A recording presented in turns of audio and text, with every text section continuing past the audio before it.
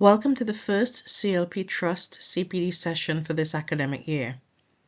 This session is part one of a three-part series of sessions that will focus on the topics of memory and metacognition and is meant to complement and add to the training that you will be undertaking as part of your own school CPD program. In today's session, we will be looking at the impact that cognitive overload has on pupils, on their well-being, but also the knock-on effect on their academic performance. In all of our trust schools, our number one aim is to enable all pupils to fulfill their potential.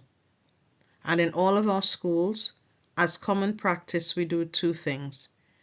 One, identify the barriers that pupils face in their learning. And two, we ensure that our curriculum and the way that we teach is adapted well to meet their needs.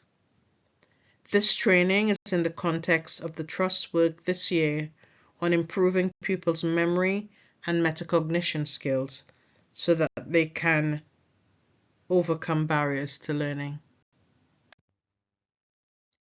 These are our objectives for today's session.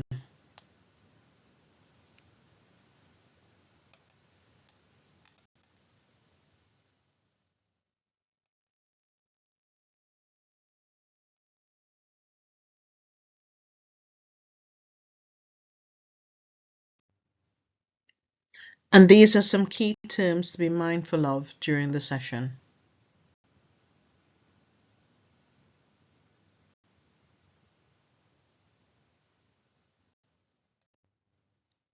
We will start with a short video that outlines and explains the concepts of cognitive load and cognitive overload. Please pause the video here and use the link provided.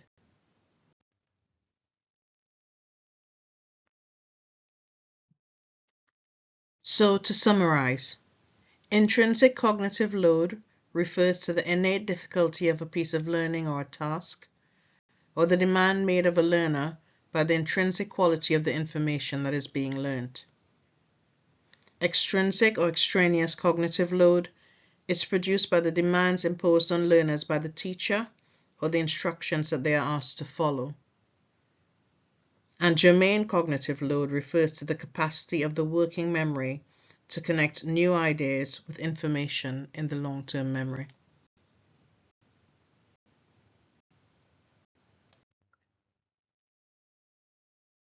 In our next session, we will look at the range of strategies used by schools in the Trust at all phases to reduce extraneous or extrinsic load through teaching and learning strategies.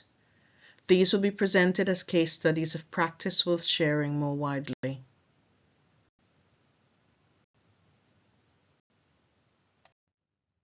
So we understand cognitive load, but what is cognitive overload? How can we recognize it, and more importantly, how can we use what we know about our pupils to reduce it so that they are able to access the carefully tailored curriculum that we have designed? Three ways that we can describe it are: 1. A processing block caused when too much information is trying to be processed simultaneously. 2. Mental exhaustion caused when the demands placed on the working memory exceed its capacity. And 3. Paralysis of information, when someone reaches a point where they cannot process and then act on information that is heard or received.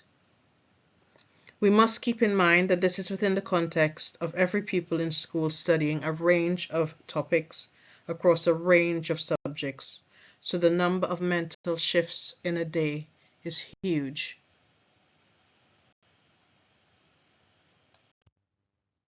So when does cognitive load become overload? These are some examples.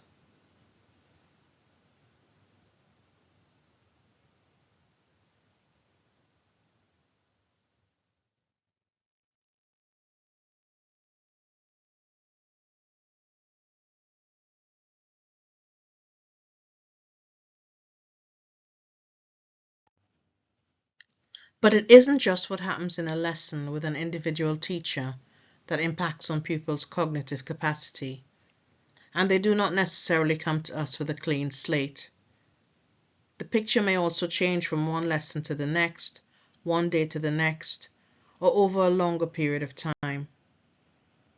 Pause the presentation here and have a discussion in your groups about what are the potential causes of cognitive overload in the classroom, but also outside of the school. Take 5 minutes to do this activity. These are only some of the potential causes to which you can add any that came up in your discussion.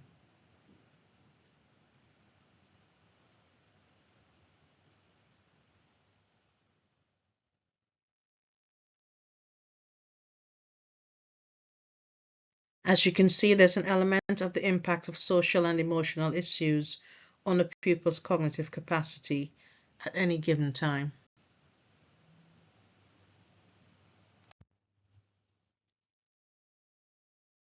The effects of cognitive overload can have a long-term impact on people's progress in school and their well-being. There are children and young people for whom the COVID pandemic, particularly lockdown, heightened their tendency to become overwhelmed and feeling anxious and overloaded because of the demands of remote learning and the sense of falling behind and needing to catch up. Some pupils, sadly, have never recovered from this. All the more reason for us to pay attention to the signs and seek to address this for pupils if it is an issue.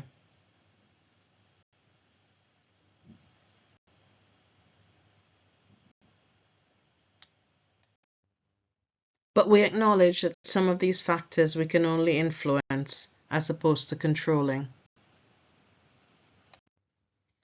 So what can we do? In a minute, you will have an opportunity to discuss in your groups what is already being done to address this issue, what has been successful or less so, and you will consider what can be done, taking into consideration these 4 drivers.